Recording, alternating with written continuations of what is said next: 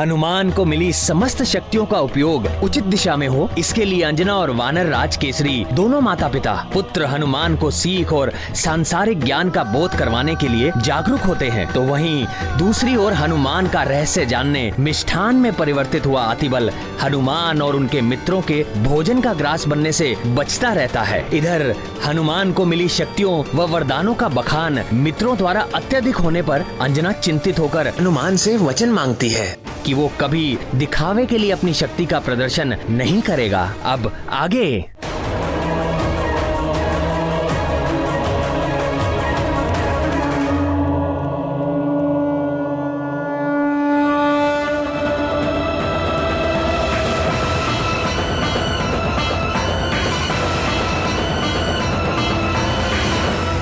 मैं वचन देता हूँ माँ,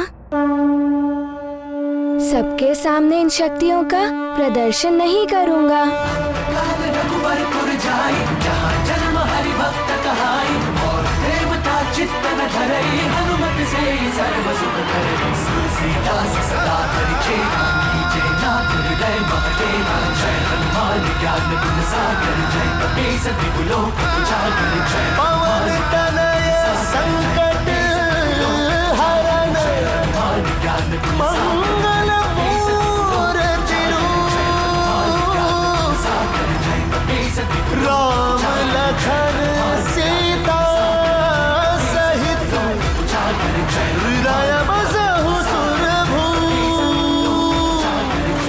एक और अंजना है जो संसार को ज्ञानवान उद्धार करता हनुमान संकट मोचन हनुमान स्वरूप पुत्र दे रही है।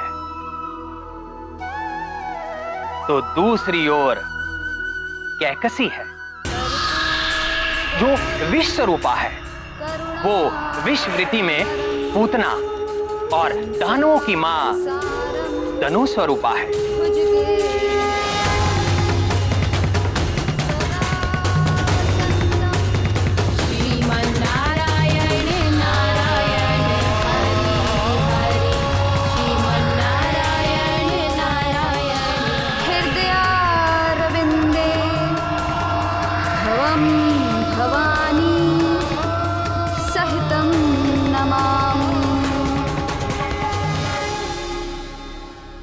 विष स्वरूपा माताएं ही अपने कुविचारों और कुसंस्कारों के विष से अपनी संतान को पतन और अंधकार की ओर धकेल देती है। कैकसी ने अपने महाज्ञानी पुत्र को अपने कुटिल विचारों के विष से भ्रष्ट कर दिया। परिणाम स्वरूप संसार को मिला सबसे भयंकर राक्षस दशानन रावण।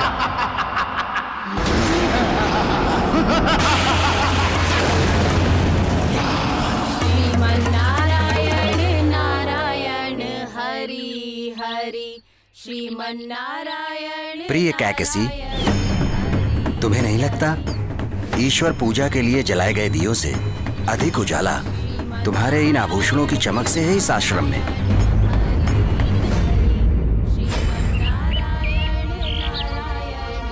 आर्य, ये तो दृष्टिकोण है अपना अपना।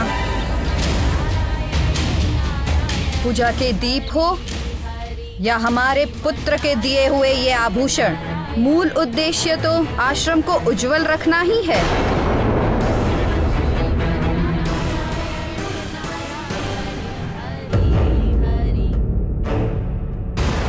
तुम्हारे मंत्रों के स्वर में भक्ति भाव से अधिक राजसी दर्प झलक रहा था।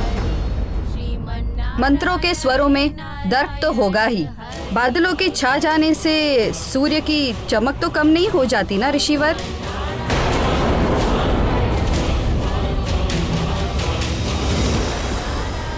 आश्रम में रहते हुए भी हम लंका की राजमाता हैं।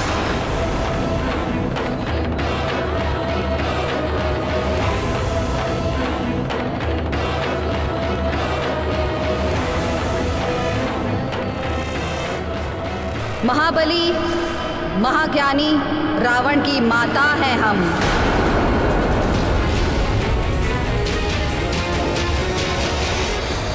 माँ के संस्कार, स्वभाव और सोच का संतान पर प्रभाव पड़ता ही है।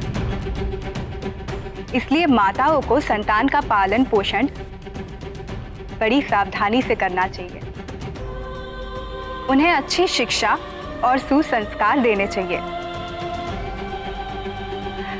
अपनी संतान को अपनी कुंठा और दुष्प्रवृत्ति से सदैव दूर रखना चाहिए,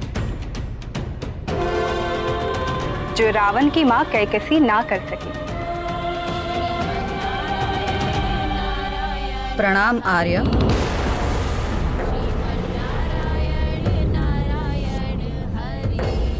मैं भी तो रावण का पिता हूँ, किंतु रावण के लिए आपके पास किंतु परंतु के अलावा और कुछ है ही नहीं। आपको तो उसे आशीर्वाद देना चाहिए, पर आप हैं कि उसे आशीर्वाद देना तो दूर, उसके शत्रु विष्णु की पूजा अर्चना कराते हैं आश्रम में। और आपके ये शिष्य हरि कीर्तन करते हैं। किंतु कैकसी मेरे लिए तो पितामह ब्रह्मा, श्री हरि विष्णु और महादेव, ये तीनों देव समान रूप से पूजनीय हैं। और एक ऋषि के आश्रम में इन तीनों की पूजा तो होगी। जहाँ तक मेरे पुत्रों की बात है, तो एक पिता अपने पुत्र को स्वयं से भी अधिक प्रेम करता है। तो स्वामी चलिए ना लंका, अभी समय भी उचित है। रावण विभीषण तो मिलेंगे ही। कुंभकर्ण के जागने का समय भी हो रहा है। पूरे 6 माह बाद जागने वाला है वो।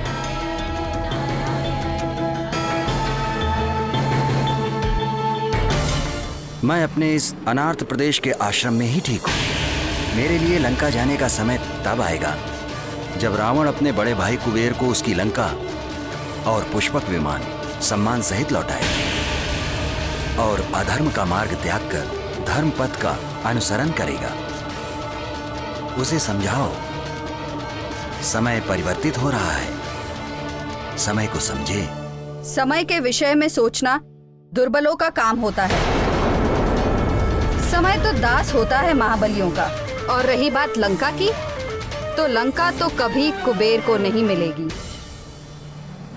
हमारा पुत्र है लंका का अधिपति।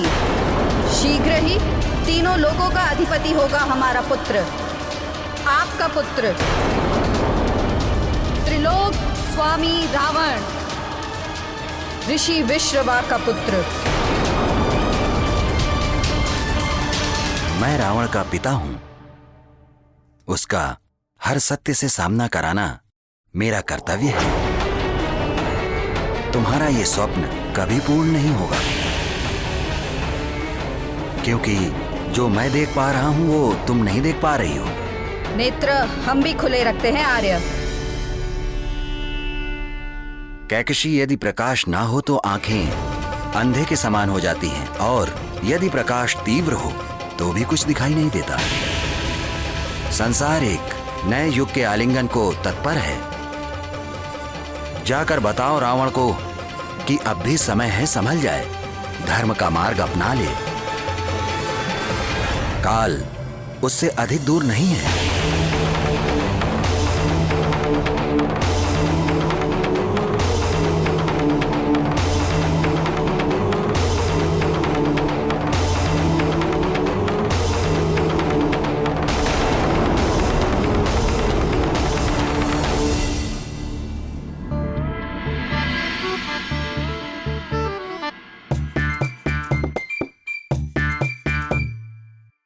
सखा,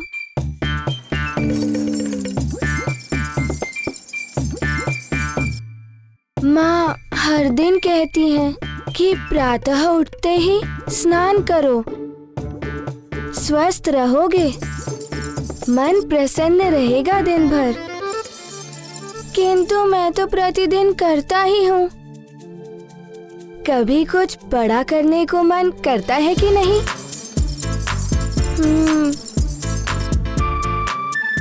कल से ही मन कर रहा है कि जो शक्तियाँ मिली हैं उन्हें देखूं, उन्हें परखूं, क्या हो सकता है उन वरदानों में। किंतु माँ ने तो पहले ही रोक लगा दी है कि सबके सामने अपनी शक्तियों का प्रदर्शन ना करूं। अब तुम ही बताओ सखा, मैं कैसे जानूं इन शक्तियों के बारे में।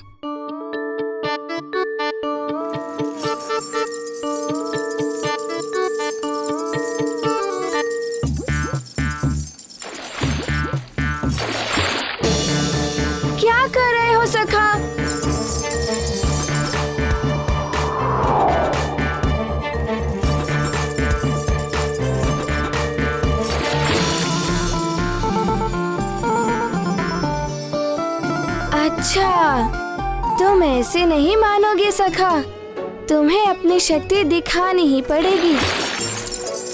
सोच लो, अब मैं हनुमान हो गया हूँ, शक्तिशाली हनुमान। दिखाऊं अपनी शक्ति?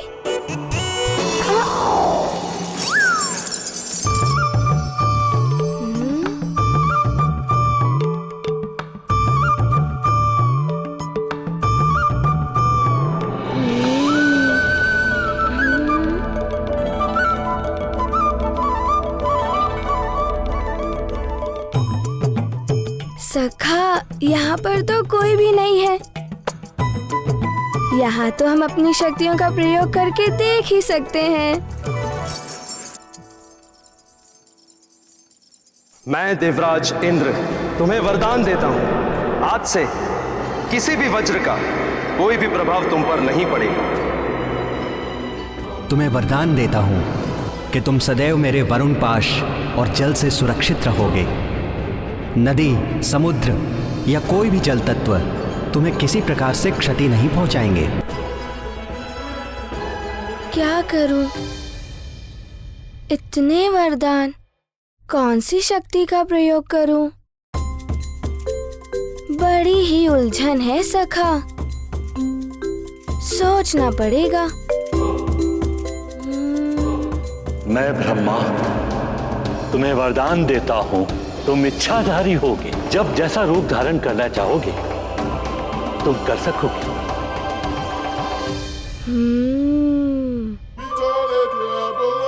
इच्छाधारी रूप। ब्रह्मा जी ने तो बहुत ही अच्छा वरदान दिया है, इसे प्रयोग करने में तो बड़ा ही आनंद आएगा। तो क्या बनूं? क्या बनूं मैं?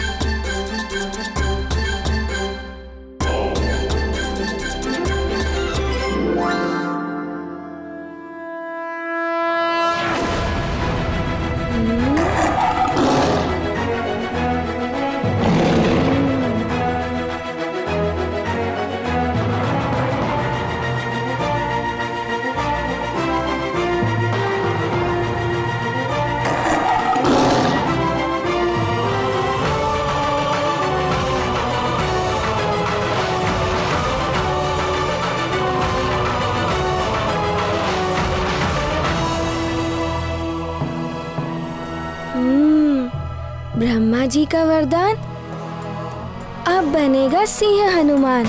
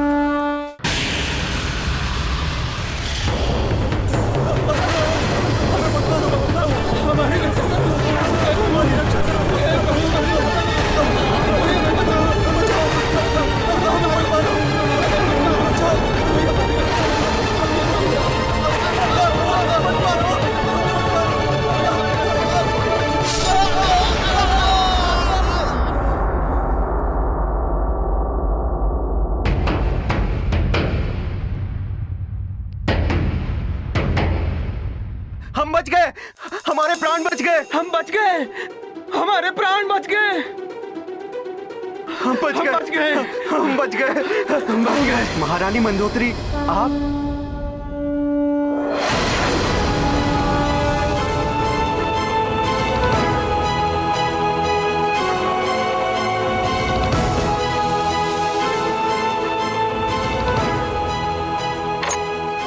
बस तुम्हारे शीश मेरे चरणों में नहीं, मात्र ईश्वर और माता पिता के चरणों में ही झुकने चाहिए। अब जा, तुम सब स्वतंत्र हो। हम सब स्वतंत्र हैं, हम सब स्वतंत्र हैं। महारानी, हम सब महारानी की जय हो, महारानी की जय हो। अब ठहरिए, आप यहाँ से नहीं, पीछे से जाइए।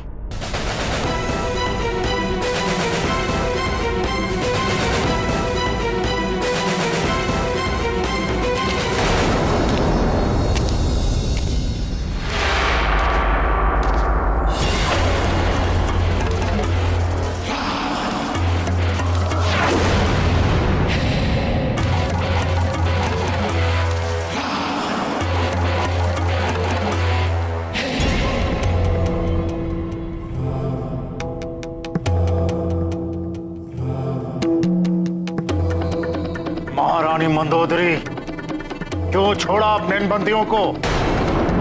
पूर्णमासी के दिन इनकी बलि चढ़ानी थी हमें। अपने पति को निर्बलों पर अत्याचार और अन्याय करने से रोकना हर पत्नी का धर्म होता है। वही निभा रही हूँ स्वामी। सुन लो महारानी, मुझे तीनों लोकों पर शासन करना है और उसके लिए भय का होना आवश्यक है। भय ही विजय का मार्ग प्रशस्त करता है। उन निर्बलों में भय फैलाकर ही उन्हें जीता जा सकता है। निर्बलों को प्रेम से भी जीता जा सकता है स्वामी।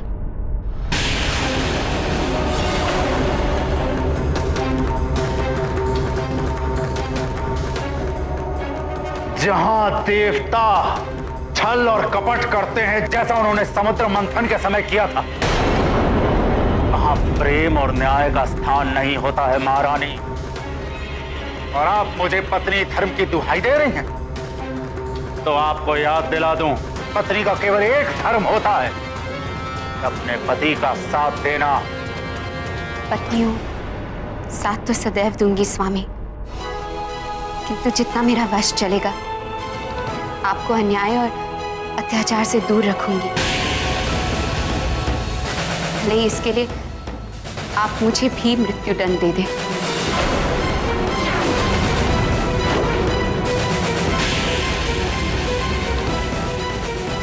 पतिव्रता पत्नी, कैसी पत्नी मिली है मुझे? हाँ? ऐसी पत्नी मिली है मंदोदरी, जिसके महत्व को रावण अपने अहंकार के कारण समझने में असमर्थ है। रावण मंदोदरी का सुहाग है,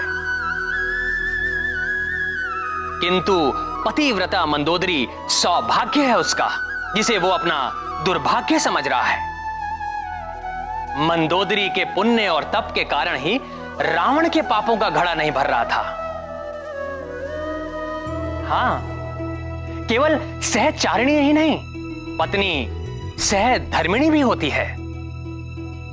पत्नी के तप का प्रभाव पति के जीवन पर पड़ता है। रावण अत्याचार करके पापों का अर्जन करता, तो दूसरी ओर मंदोदरी के पुण्य कर्मों से उसके पति रावण के पापों का क्षय होता।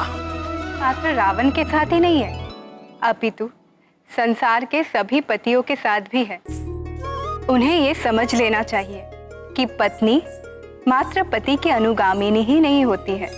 पति के मान सम्मान और प्रतिष्ठा की रक्षा के लिए उन्हें अधर्म के मार्ग पर चलने से रोकने की शक्ति और क्षमता भी रखती है।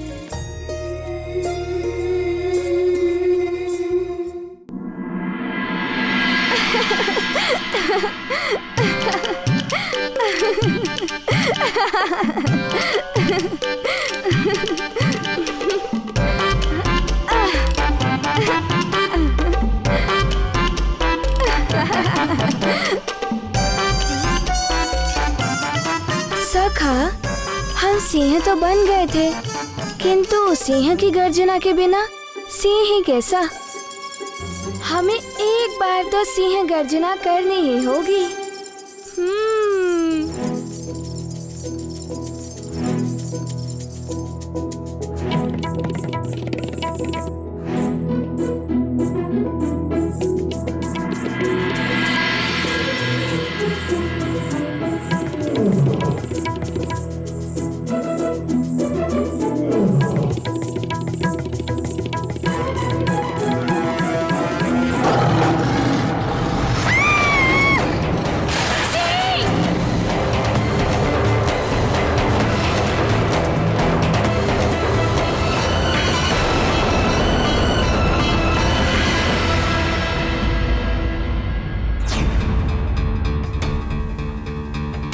शांत हो जाइए नानी, शांत हो जाइए।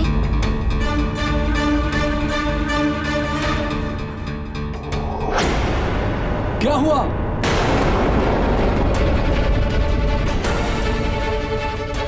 ये सिंह की दहाड़ कैसी?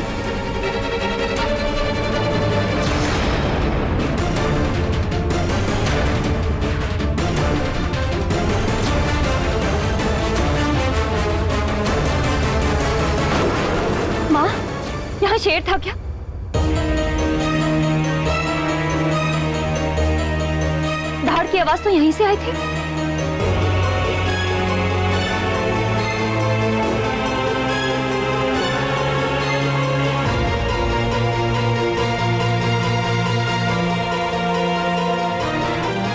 यहाँ से? नहीं, यहाँ कोई शेर नहीं था।